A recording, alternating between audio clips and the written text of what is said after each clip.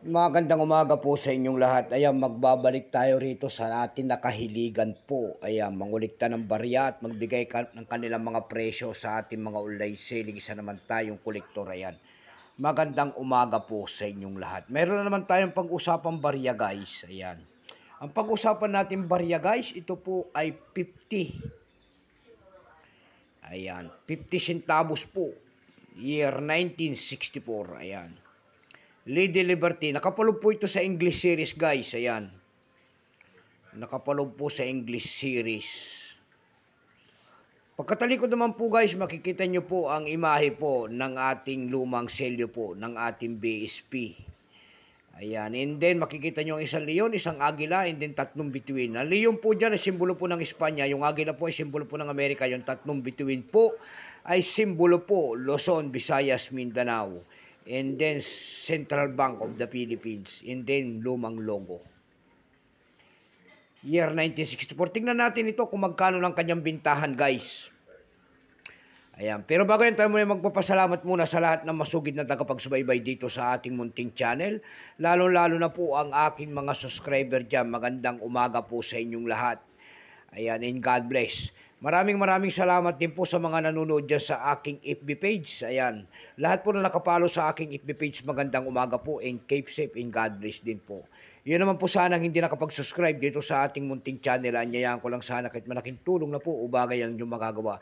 Tulad ng pagpindot ng ating subscribe button, like and share para ma-update ko naman kayo sa mga bago ko pang ilalabas na video about coins. Ayan, meron yatang ayan, Lady Liberty. Ayan, babae po na may hawak na hammer. Tignan natin to guys kung magkano. Nagsimulang years nito guys mula year 1958 hanggang 1964 lamang last year ito. Ayan, 50 centavos po yan kung tawagin nila. Ayan, kung ano materyales ang ginamit sa barya na yan, yan po ay nickel brass. May bigat lamang itong 10 grams. May haba itong 30.3 mm. Orientation yan ay coin alignment.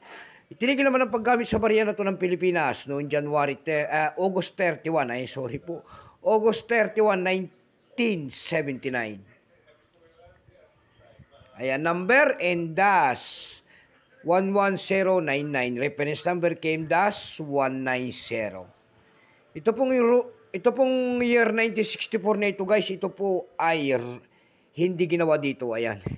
Ito po ay Royal Mint, minted in 1965. Ayan, Royal Mint.